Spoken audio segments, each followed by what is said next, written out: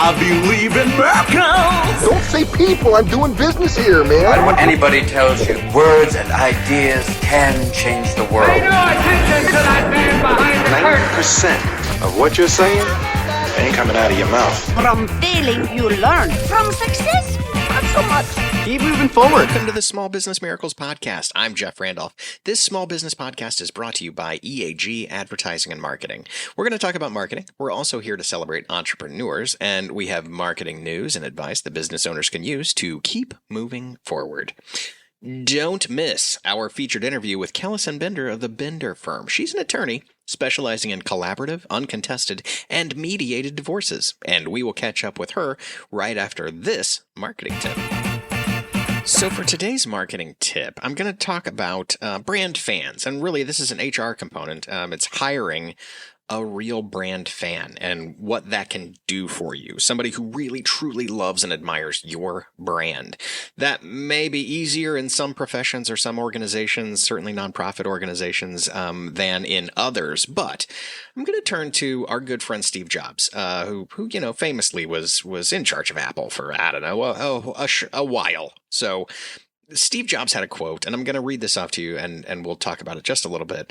Steve Jobs said, "When I hire somebody really senior, competence is the ante. They have to be really smart. But the real issue for me is, are they going to fall in love with Apple? Because if they fall in love with Apple, everything else will take care of itself. They'll want to do what's best for Apple, not what's best for them, or what's best for Steve, or what's best for anybody else." So Steve Jobs is really talking about, how do I hire fans of the brand? If I do, we're good. Competence is the ante, as Steve said. They have to be capable of doing the job. But if they've already fallen in love with your brand, you're going to have some synergistic alignment that can really take you to new places. So in your hiring process, in that interview process, ask them how they feel. See if you can figure out how much love they have for the brand. And if you're competing, if there are two people competing for that job, maybe hire the one, assuming all things are equal and they can both do that job, hire the one who loves it and wants it more. And welcome back to the podcast. This is our interview time with Kelisen Binder from the Binder firm. And welcome to the podcast. Oh, thank you so much, Jeff. I'm happy to be here, and I'm happy to be having a conversation with you. What a good time to do it. Collaborative, uncontested, and mediated divorce is our topic today. Give us an overview of your firm and what you specialize in. Sure.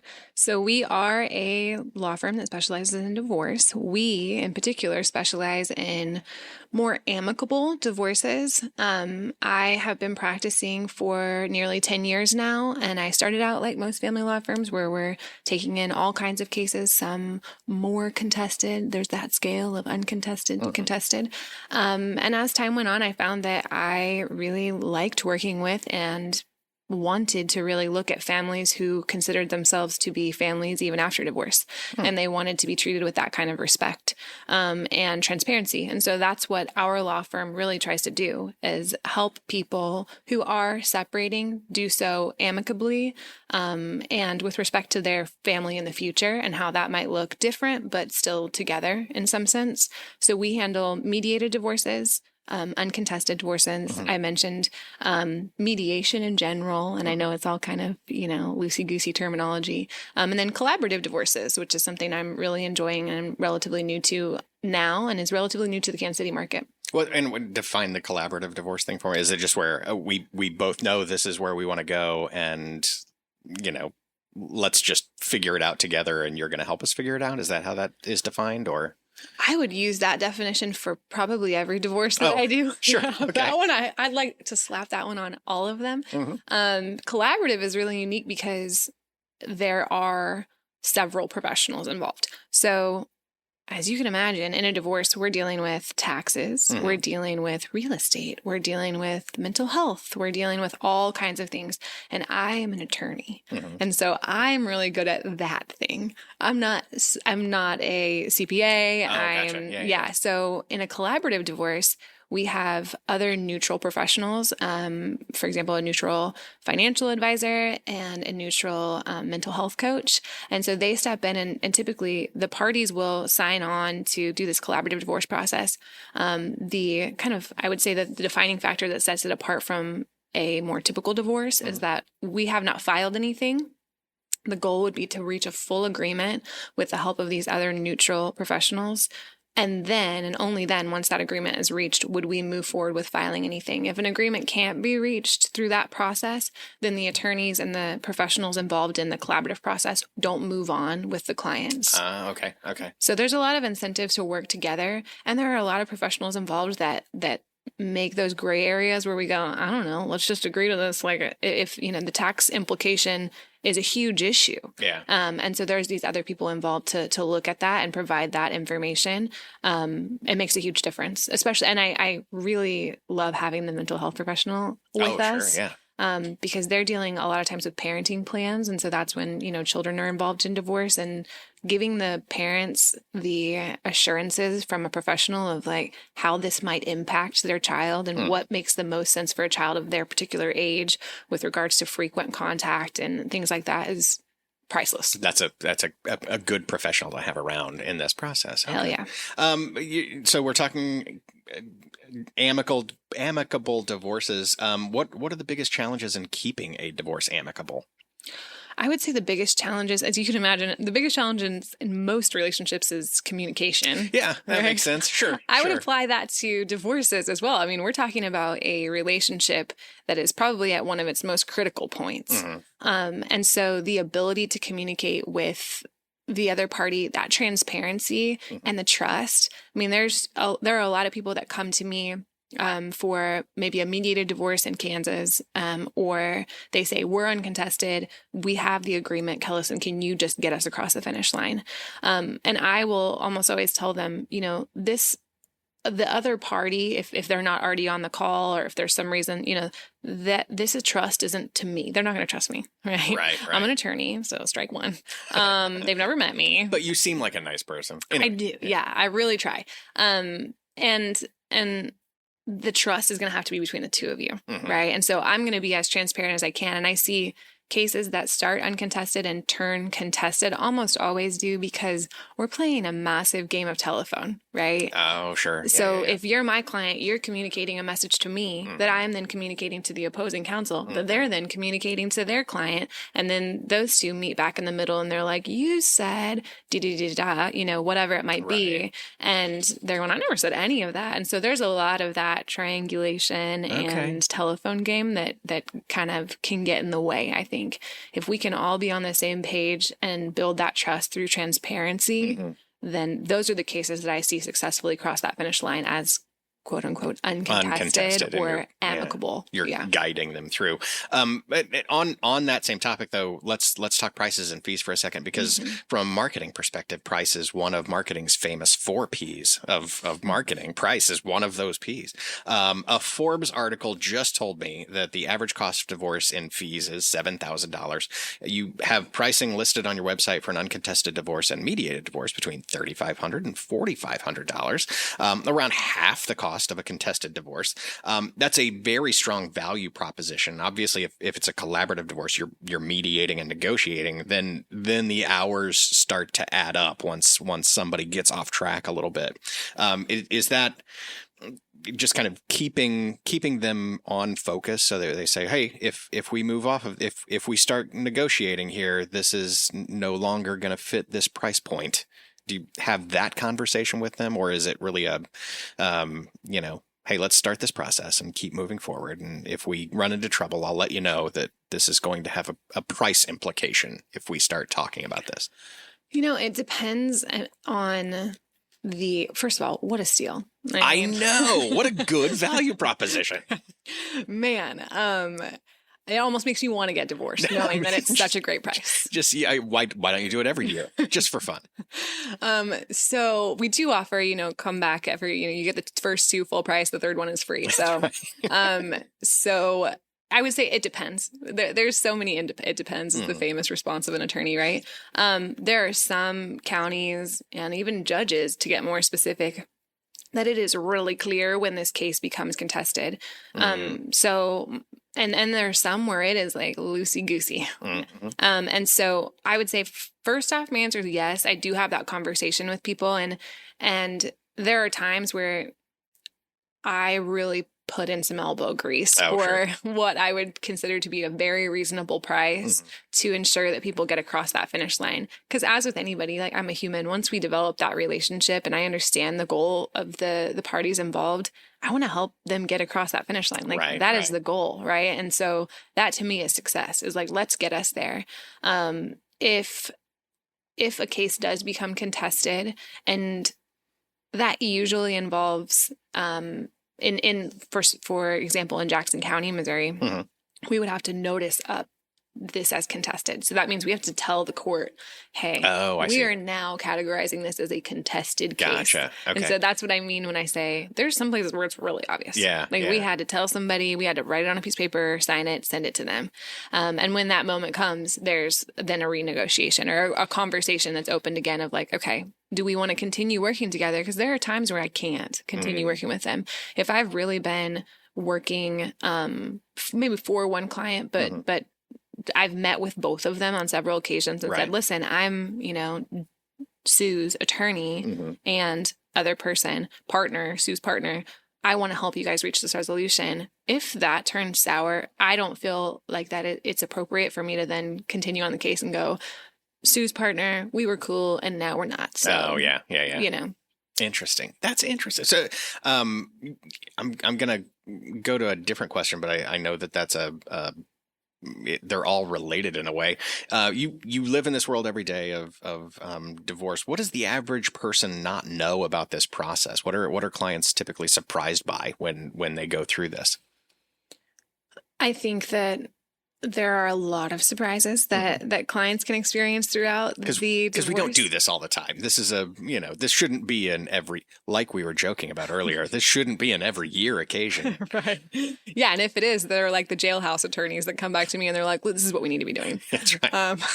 So I would say one of the things that is typically surprising, and it's a good surprise, which I like, is that you don't have to go to court. If you guys are in agreement, you never have to go to court. You never have to testify. You don't have that moment. You could essentially get divorced through email. I mean, it can be as efficient and low contact as possible, to the extent even that now I've started to preface that in some of my consultations. Like, I'm not trying to not ever see you. If you want to know that I'm a real person with a beating heart, that's cool. I am, there's no gimmick there. And I understand that I am probably a less exciting visit than like the dentist, right? Oh. And so I don't want you to feel like you have to come here and sign every single document, or you have to come here and review every single thing or meet with me at every point.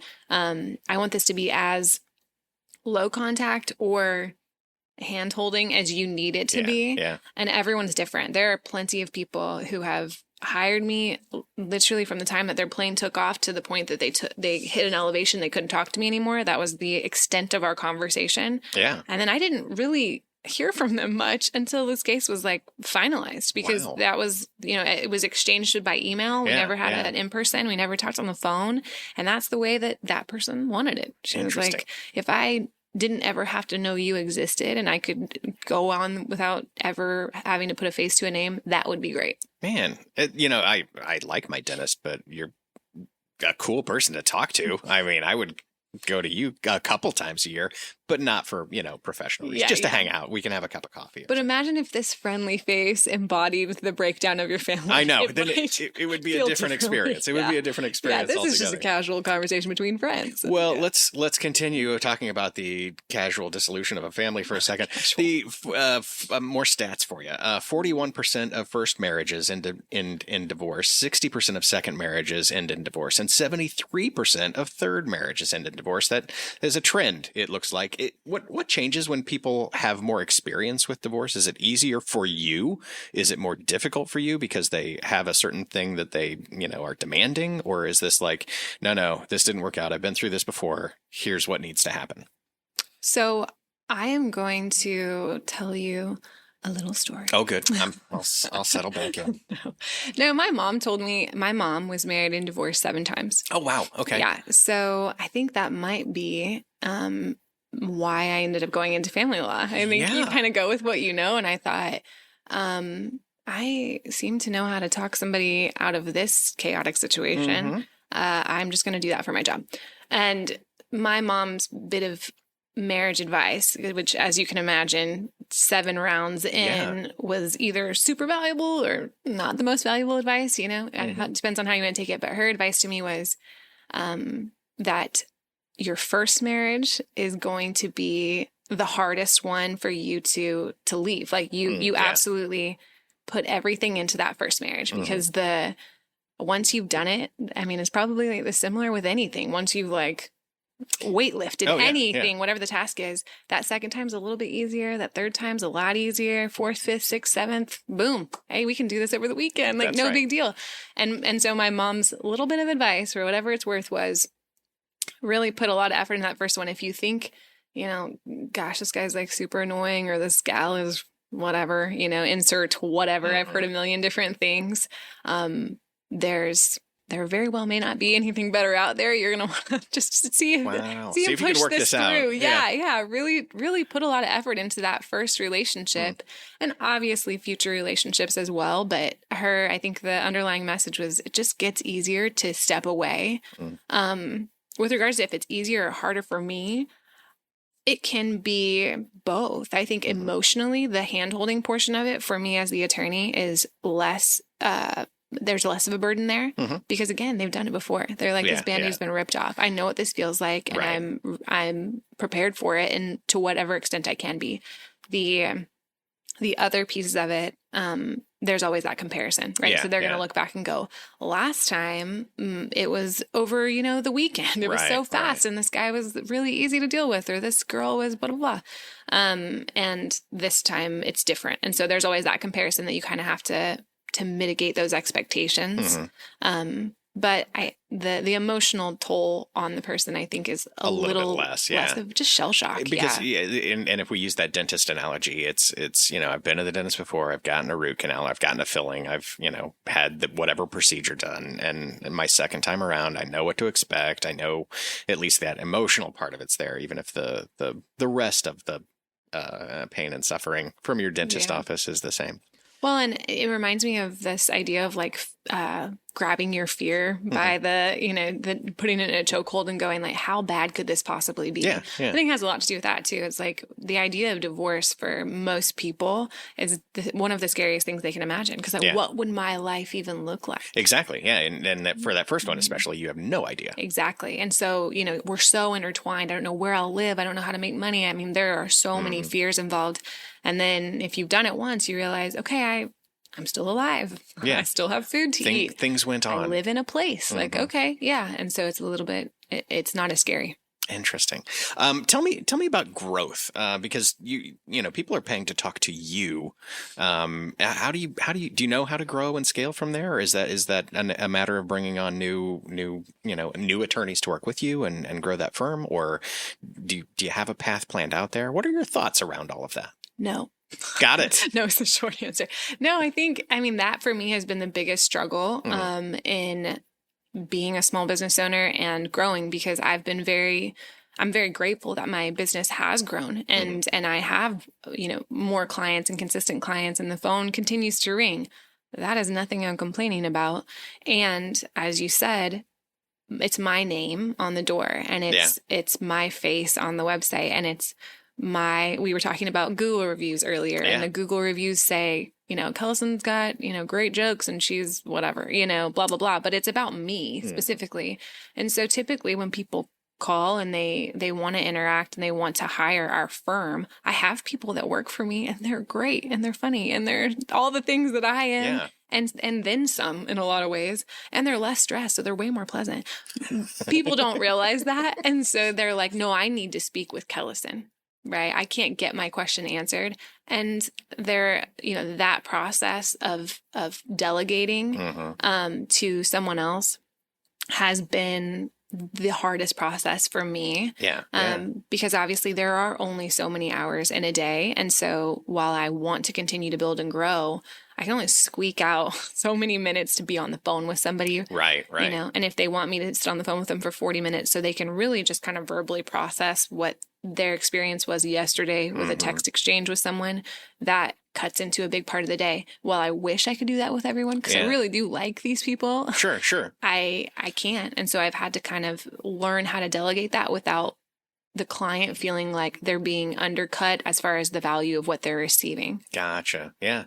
That makes a lot of sense. I'm going to pivot now into the lightning round because I think there's a question in there that just like kind of really works with what you just said. So let me first explain about the lightning round. First, are you frightened about the lightning round?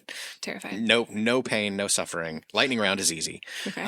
Lightning round is one of those things that we do where we throw a question at you. You have no previous knowledge of anything that I'm going to throw at you. We're looking for your soundbite answer or short answer or whatever, and I'll ask follow-up questions if I need to. But the first lightning round question is, what's the best part of your job? Because you're dealing with some pretty weighty moments in someone's life, and that can have an emotional toll. And you do it all the time. Sometimes kids are involved. I think you just came from a deposition where someone is a child is testifying. What are the bright spots? What is it that makes you say, "Yep, this was a good day"? I like people. I genuinely like people, and I like interacting with people, and that makes it fun. So even this morning, I was in Clay County, and I'm at a court hearing, and the individuals I'm interacting with are nice people. And even in the despair of their situation, they're fun. I like talking to people, and that has made a huge difference because that is the bulk of what I do, is meeting new people and interacting with them and seeing their humanity. And I really, really like people generally. Man, that makes it worthwhile. How do you recharge from a challenging day? What does self-care look like? So I have a 2-year-old and a 3-year-old. Sure. So I self-care with, just kind of getting knocked around, physically assaulted mostly at home by my children. Good. No, I mean, I'm very lucky because I have a very self-sufficient husband. So on a weekday, at the end of the day, you're not wrong. Even in a lovely day where I've had great conversations with people, it's a lot of active listening. Sure. Yeah. And so at the end of the day, I come home and I'm a strong compartmentalizer, and I go, okay, that's beyond me. And I sit down with my kids and I enjoy that time with my children. And then once they go to bed, that sweet 8 o'clock time. Then it's on. Yeah. Then I'm like, okay, let's, we'll go in the hot tub or hang out with my husband or whatever it might be. But yeah, I just push through till 8 o'clock. Gotta let the cares of the world melt away at that point, man. Yeah, sweat them out. You mentioned husband. You are married. How does your day job impact your life as a married person? And I don't know what I'm going for here exactly, other than I know what you're going for. I'm thinking it's either the extreme of like a very concerted effort toward great communication so that everything goes well with your partner, or it's the other extreme of knowing that I'm like 5 signatures away from being done with this if he ever upsets me. Like how does that impact your day-to-day life? Oh, the juicy details. Okay. No, honestly, I joke with my husband because I think it benefits him a ton, because the stories that I hear, I'm like, this guy is a saint. I'm like, holy fish. I picked a good one. Yeah. I'm like, I mean, it's our joke. I'm like, I always know he comes home after work. I know where he is 99% of the time. And if I don't, it's probably Home Depot. Right. And he, he doesn't get angry. He's not like, are there like annoyances? 100%. We're married. Sure. We live in the same house. We have to like manage 2 children together. Absolutely. And he's great. I don't worry about him coming to me and being like, I just threw a camera in the guest bedroom, even though your sister's coming, but it's not a big deal. It's for security. And I'm like, what the hell are you talking about? But those are the stories I hear. Those are the stories you hear. Yeah. So I'm like, sis, you bought that? Okay. I mean, here we are. Let's just do it. So no, I think if anything, it makes me go, man, I'm so lucky. Wow. Well, that's maybe the best possible news. It's so much better than saying no, and because of that, I really spend like 3 hours a day just focusing on my own skills as a communicator to make sure that we're where we need to be. Oh yeah, no, it's honestly, I'm like, this is great. Set it and forget it. Set it and forget it. And put a lot of effort into it, because I don't want this guy to go anywhere. He's good stuff. This is it. Well, I'm going to close out the lightning round with this question then, because I'm going to go back in time a bit, where to a time way back in the days of yore, where you interned as a legal analyst for U.S. Senator Roy Blunt's office in Washington, D.C., and as a legislative analyst for the Missouri House of Representatives. What impression did that make, or what kind of takeaways do you have from your time with the legislative process and how a bill becomes a law? Oh man. Okay. Lightning round. First impression. I think that I became incredibly aware of how few attorneys are actually writing these laws. Oh, yeah. And so the legislative analysts are attorneys, and they are looking at this and going like, this is not enforceable, or this is illegal, sir, madam. You cannot You may say not. this. Right. Yeah. We're going to need to workshop this a little bit before we present it. So that was pretty surprising to me, how much work needed to be put into some of this, language in order to make it even work. And at Roy Blunt's office in DC, honestly, I was like, what am I doing here? I think they had me answering some phones and then giving tours. So I was an integral part of the gears of politics really worked around you as a tour guide. Without me, he would be nothing. Is the soundbite I want to be taken from us. I think we can do a pull quote of that for social media. That is, Roy Blunt's office would not have existed had I not been there to answer a phone and give a tour. Well, the legislative work that is really kind of interesting. That that our lawmakers really just don't do great with law. Yeah, they just aren't challenge. trained in it, right? And so they're like, well, I don't know, why can't we just make this work? It's like, for a lot of reasons, and we'll start from the beginning. It's rough meetings, as you can imagine. That's right. Well, let me. I'll end it, and we'll say, hey, how can people find you if they do find themselves in that situation where, hey, we need to start talking about where we go from here? Where can they find you? Call me, beat me. If you want to reach me, you can call me at 816-866-8264. And that's our law firm. And you'll speak with the beautiful and kind Alejandra. And she'll get you in touch with me. Or you can go to our website. That's probably the easiest thing. And that is thebinderfirm.com. And Binder, Legasp, is spelled with an I. Binder.